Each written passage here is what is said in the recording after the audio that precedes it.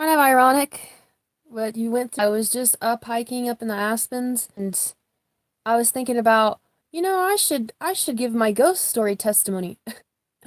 I was literally just thinking about that not even 5 minutes ago, cooking lunch. I was like, I'm gonna do that. I'm gonna go live and do my ghost story testimony. Ghosts are not what they say they are. They're not little girls. They're not your grandma and grandpa. They're not Papa Joe. They're all demons. Every single one of them. I don't care if somebody says, "Oh no, it's Papa Joe," or "No, no, that's my great grandma. She's taking care of." No, no, it's not. They are all demons. Now, what happened to me was I lived in this house in Missouri, and it was like this little red house, and it was definitely a fix me upper kind of house. Um, Later on down the way, I realized that people were like, "Yeah, that was an old like wedding house or something that people would come in and get married and I don't know." And they said that house was from like really old, from like 1902, 1910, something like that. And I was like, wow, I knew that house was old, but I didn't know it was that old. Well, when I first moved into that house, there was a Bible in the basement.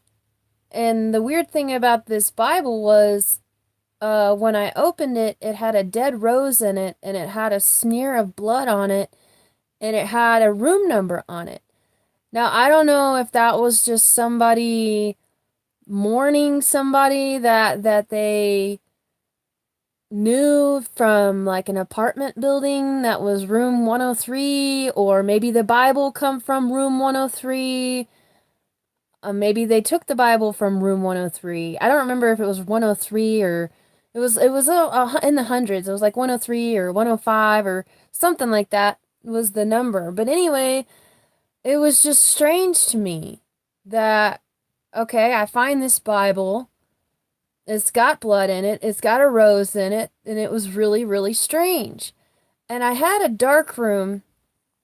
I used to do photography, black and white, 35 millimeter photography. And I loved like the dark room where you go in and you expose the film and then you expose it on chemical paper and then you put the chemical paper in the developer and the stop bath and the fix, and then you wash the paper and you hang it up and all that stuff, right? Well, I always had really weird activity in the dark room in the basement of this house, and it was really peculiar to me. I got so peculiar about it that I started kind of looking up about ghost stuff. And then I started watching ghost shows like Ghost Adventures with Zach Bagans and just all different kinds of ghost shows. I can't remember the other ones, but that was the main one, was Ghost Adventures. And I watched all the Ghost Adventures from when they very first started when they were really young to where they are to where they were probably maybe 5 years ago or so. So anyway, I started watching these ghost shows. And the more I watched these ghost shows, the more activity I started getting, especially when I was down in the dark room. I'd get like taps on the shoulder. I'd get, like my hair being played with and stuff like that. And I just remember like I would pray. I would pray before I went to sleep. I would pray before I went into the dark room. And I would pray and stuff, because it was creeping me out.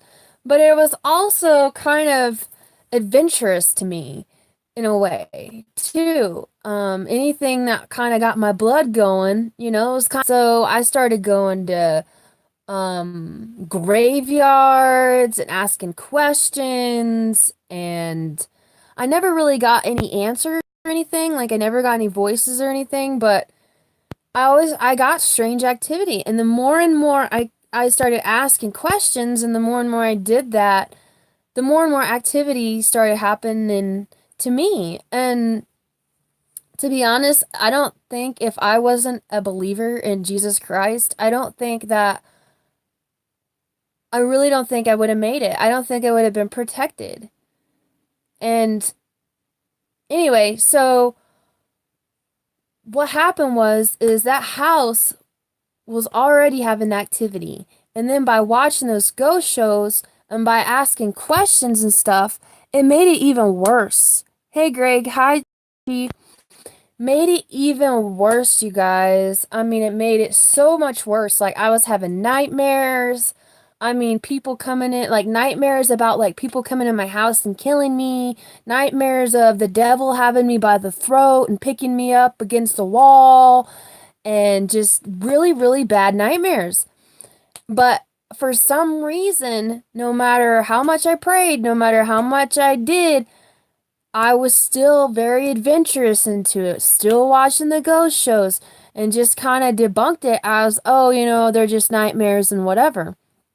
So I kept watching the ghost shows and stuff like that, and I got to the point where I was like, I really wanna start doing this. I'm getting activity, it's getting my blood pumping. I'm a very adventurous kind of person. Anybody that knows me, I'm very adventurous. And to me, it was super adventurous. And so I was like, I'm gonna go and buy some EVP equipment. Like, I wanted to get the EVP machine. I wanted to get the Otis the odometer thing that's supposed to like give you certain words and stuff. I think it's called the Otis, and I wanted to get that equipment. Um, Thank you, Churchy. Yes, all ghosts are demons. They're not just, hey, Steven, they're not just, and this is how I know. I went through it. I used to be a ghost hunter. I went through it myself. And I know Derek and Nikki, I'm pretty sure that they used to be ghost hunters at one time too. I don't know for sure, but I'm pretty sure he told me that they used to be ghost hunters too. So, anyways, I went through the same thing where I was like, this is so cool. This is so adventurous. I'm going to be like Ghost Adventures. I'm going to go get, special cameras, night cameras. I'm going to get EVP stuff. I'm going to get the Otis machine. I was like all out to get it, right? So when I called this website, there's a number on the bottom of this website. I can't remember the website, what the paranormal team's name was. This was probably over 5 years ago. And I was like, I'm going to call this number because there's no way. I mean, you can't just go into Walmart and buy, this equipment that I was looking for. So I was trying to find it. So I was going to call these people, these ghost investigators. That was a website from Missouri where I was living at the time. I was going to get this equipment from them, and I called the number. And when I called the number, it was some lady that was a Christian lady. And she was like, I don't know how you got my number. I said, well, I got it off of this website. She goes, well, I don't know why they have my number or whatever, but you were directed to me for a reason. And are you a Christian? And I was like, yeah, I believe in Jesus. I totally believe in Jesus. But the thing is I wasn't reading my Bible. I was only scared. You know what I mean? Like, I was only in it when I was scared. When everything was going good, it didn't really matter.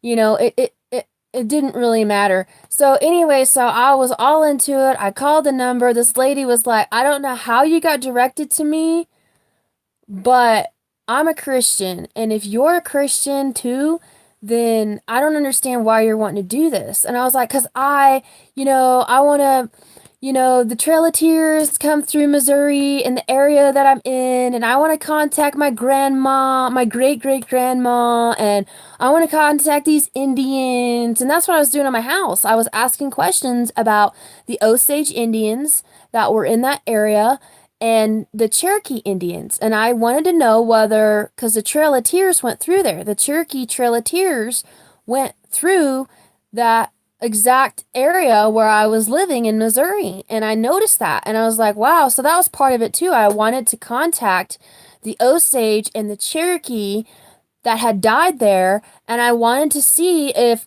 they could give me any information about my ancestors. So anyway, she was like, no, you don't need to do this. And I remember praying about it. I remember praying to God. I was like, if you do not want me to do this, Jesus Christ, if you do not want me to do this, then give me some sort of sign. And then I called the number, and the lady told me, well, I'm a Christian and I'm telling you not to do this. So that was my sign. That was my sign through that lady from God saying, do not do this. So I didn't. I listened and I didn't do it. But to me, it was not a coincidence. It wasn't irony for me to call that number, which was supposed to be a ghost number, like a ghost investigator crew number, and it directed me to this lady. I mean, God will answer your prayers. Like, He will answer you. He really will. And He'll answer you in so many different ways. He'll use people, He'll use animals. Like, you just have to be willing to see the signs. Some of them are very vague and small signs, but you got to be willing to see the signs. So anyway, I was like, okay, well, obviously this isn't my calling, and I'm not going to do it. Well, what happened is I was like, okay, so I'm not going to do it. So I'm going to just continue watching the ghost shows, and I'm just not going to buy the equipment, and I'm not going to go to any more graveyards, and I'm not going to do that anymore. And I'm just going to continue my darkroom photography, and I'm just going to watch the ghost shows. Well, the more and more I watched the ghost shows, the more and more activity I was getting. Even though I wasn't asking questions anymore, even though I wasn't engaging in it anymore, watching those ghost shows was still inviting these demonic spirits into my house. And I won't forget it, but this is kind of what encouraged me to call the number.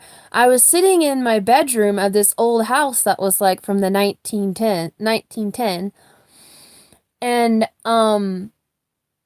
I was sitting there and I was asking questions like, are there any Native Americans here? And blah blah blah blah. I'm not gonna go over the questions because I don't even wanna do that. Like, I don't even want to do that. But anyway, so I started asking questions like that, and a big orange, like huge orb come through my window. Like, it was so huge and bright that I was literally like looking around outside, seeing if maybe there was somebody outside with a flashlight. It was that big. And I could see it with my eyes. It wasn't like, oh, I had a camera up and it was in the camera lens. No, I could see it with my eyes and it was huge. And whenever I did that, I started getting the, you know, nightmares and things touching my hair and tapping on my shoulder and trying to hold my hand and trying to kiss me on the cheek and things like that. Like, it was very, very, like, it acted like it was very loving, but it wasn't. Like, it was not at all. Like, I knew when I had that nightmare about the devil having his creepy, like, long fingernail hand around my throat and pushing me up the wall. Like, I knew that was not good. Like, I knew that was not good. But even with all that going on, for some reason, I still continued until I called that number and I asked God, I said, give me a sign, give me a sign. And that lady told me, you are not to do this. This is not what you're supposed to be doing. So that's what I decided not to do. And my question is, I have a lot of paranormal crews and friends and stuff on YouTube. And my question to you guys is, and what's crazy, I was just hiking up in the mountains, not even 5 minutes ago. I was just hiking and I was like, I should do my ghost paranormal investigation kind of testimony. And then I got here and I watched Derek and Nikki and what they went through, and I'm like, "Oh my God." So that was like, definitely I need to do my ghost story, investigation testimony. So anyway, so what was I saying? So it was just, I just knew, when that lady told me that, this is not what you're supposed to be doing, that I wasn't supposed to be doing it. But the thing is, okay, I would know where it was.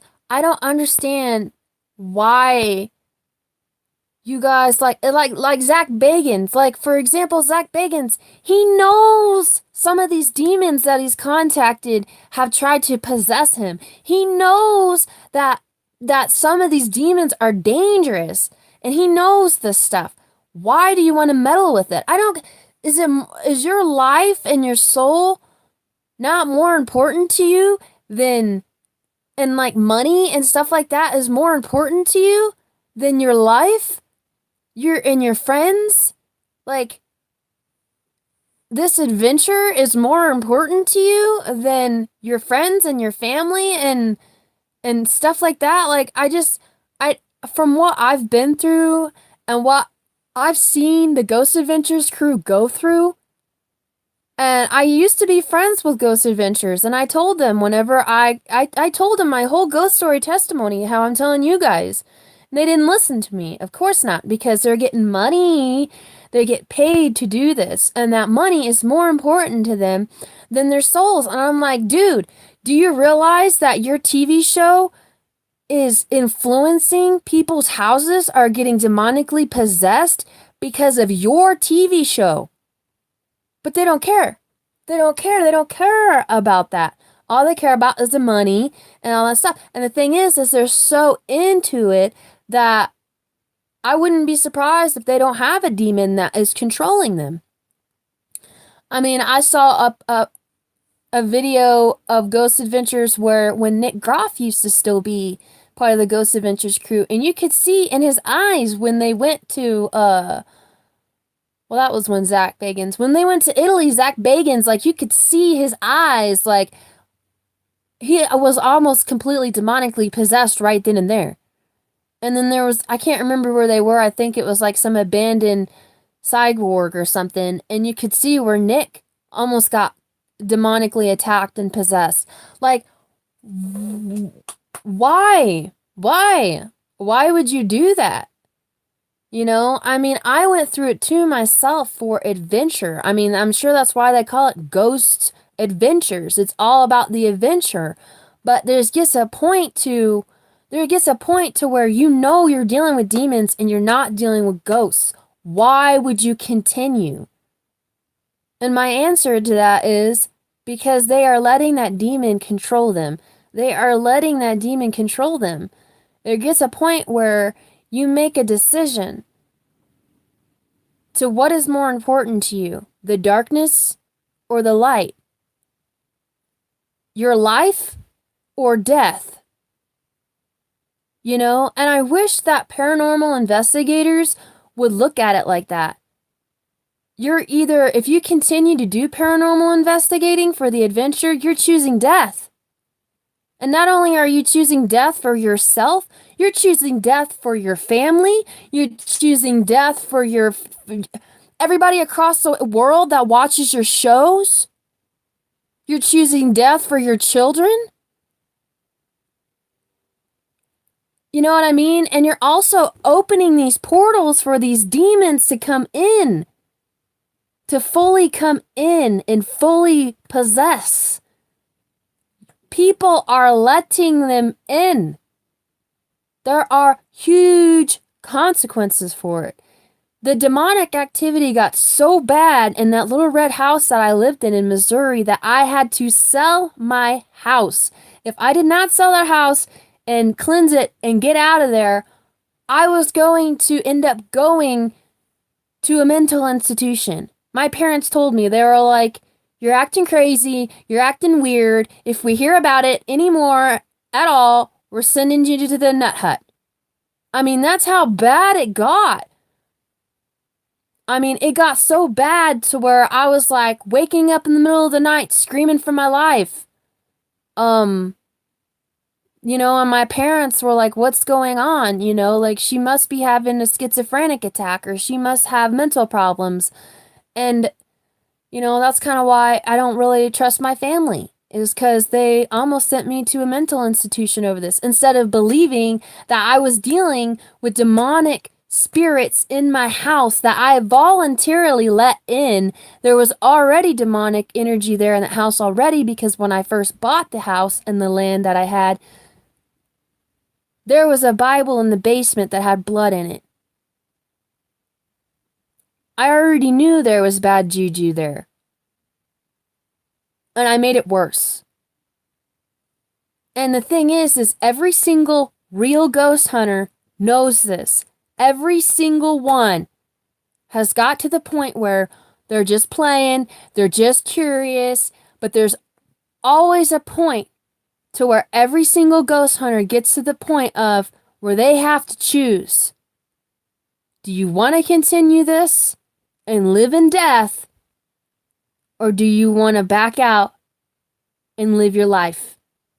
Because that is what you're choosing. That is what you're choosing. I don't care how much money you get paid for to do it. You're not, a lot of the people are like, well, it's not like I'm taking my kid with me. Well, it's not like my family's there with me. No, they're not. But that demon can follow you home because you're willingly going out to the graveyard and asking it into your life. You're willingly going out to an abandoned Cygor or an abandoned house or whatever, haunted place, and you're letting these things in. And the sad thing about it is it affects the world. It affects the whole world. When people watch these ghost shows, they're inviting demonic spirits into their house. Whether they're doing ghost adventures or not, it doesn't matter. Because when Zach Bagans goes and he says, whatever a demon's name is, I'm not going to pronounce him. I'm not going to say the names. That's how strong they are. That's how strong some of them are. All you have to say is Wooloo or whatever their freaking name is, and you can contact them. That's how bad it is. You can just say their name and you've let them in. You don't even have to say their name. You could just have them watching it and they're saying it and you're inviting them into your place. It's a very, very, very risky. And it's not by surprise that a lot of these paranormal investigators are having problems with their houses and their electricity or their cars, or their children are acting out in bad ways, or they're having marital problems all of a sudden, or they're acting out all weird all of a sudden, or their personality just completely changes all of a sudden, or they're starting to get paranormal activity all of a sudden. Even if you're not doing the paranormal investigation yourself and you're watching the shows, it's a very dangerous. And I know by talking to probably hundreds of paranormal investigators that there comes a point in time when you're a ghost adventurer that you have to choose death or life. So, if you are a ghost hunter or you are on a paranormal ghost team, you know you have a choice. You either need to choose life, Jesus Christ, Yeshua, read your Bible, and build a relationship with Him, a real one, not this half-ass wishy-washy stuff where you're not reading your Bible and your Bible's on the shelf. Or you choose to continue in death. And it leads to nothing but death for your family, for your children, and for the world. That's what you're giving people when you show, like, I see a lot of people on YouTube that I'm still friends with till this day. I don't watch their shows because I'm not, I'm friends with them hoping that they'll come and watch this. Hoping that they'll be saved. Hoping that they'll somehow come out of that darkness, out of that death. And who cares if you get one little proof of, oh, something moves on the wall? Who cares? When it's a matter of life and death, who cares? It's just something you do for fun. You're going to let something you do for fun decide whether you live or die?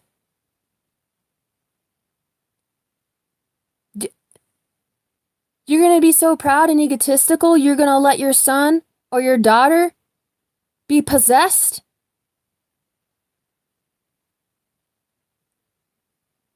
You're going to be so proud and hold on to that demon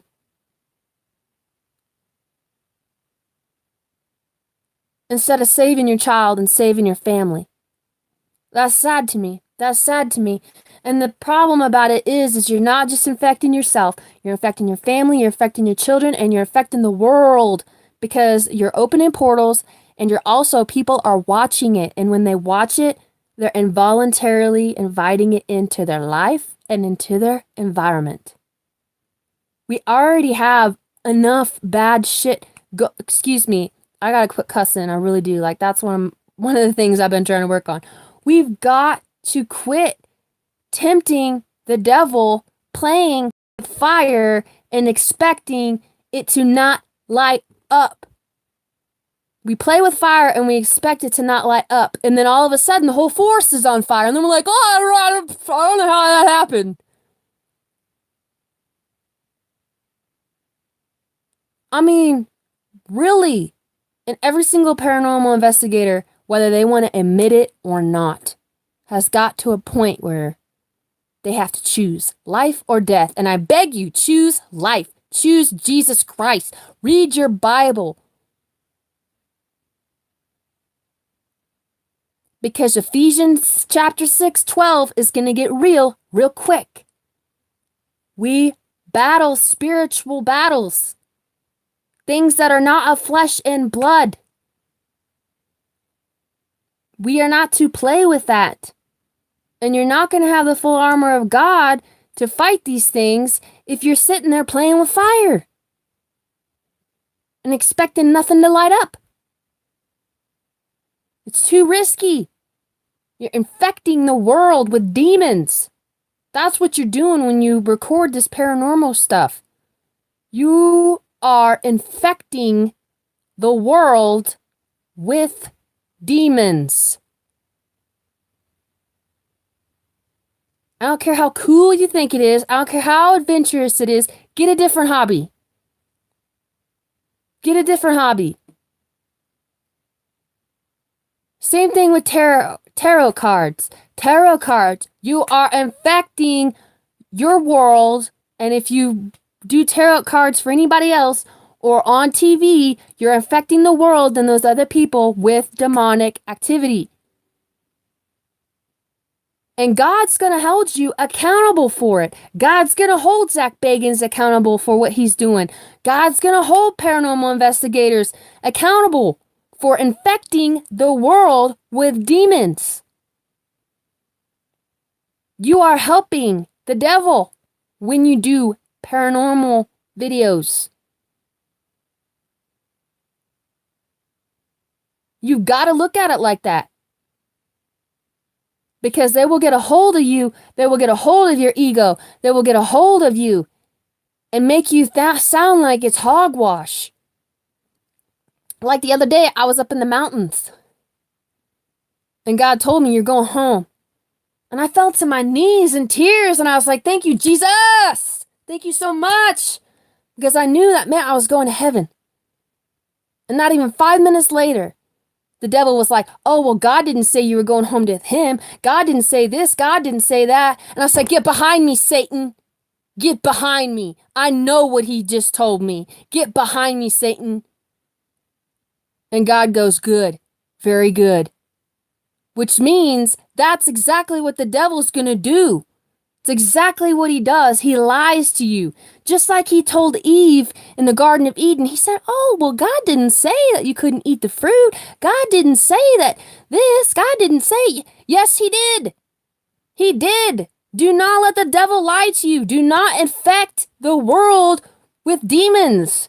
You're working for him when you do paranormal stuff. And believe me, it was hard for me to accept that too. It was hard for me to accept that too. I had to sell my whole house and my beautiful land over it.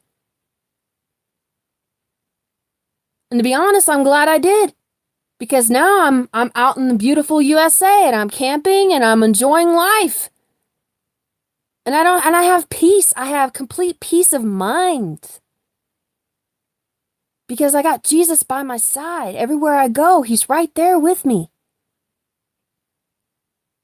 But there's also the devil, and he's going to tempt you. He's going to lie to you. But we've got to be strong through this, and we have to choose life. We have to choose Jesus, not just every now and then. Like, I had this friend, and we're not friends anymore because eventually I had to tell her the truth. I had to tell her the truth, and I had to quit sugarcoating it for her. I kept sugarcoating it for her, and she liked that sugarcoating. She loved it. But the second I told her, she asked me one night, she goes, "So do you believe that Jesus is the only way to heaven?" And I said, "Yes, he is. Yes, he is." And the second I told her that, she found every excuse to not talk to me anymore.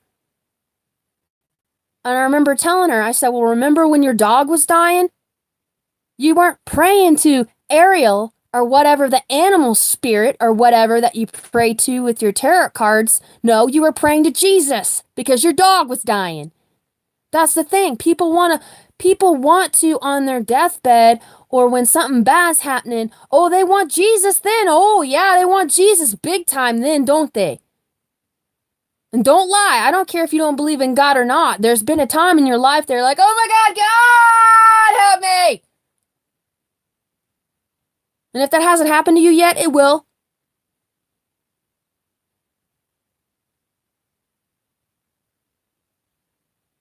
I mean, what kind of relationship is that? You only call on somebody when you really need them. People don't like being treated that way. People don't like being treated that way to other people. Why do you think God wouldn't be treated that way?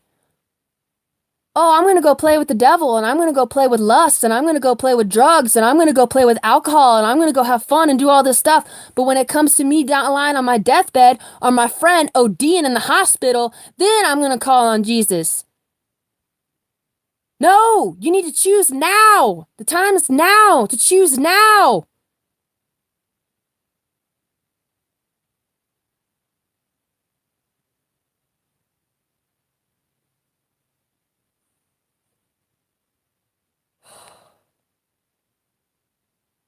You know, I'm trying to warn people,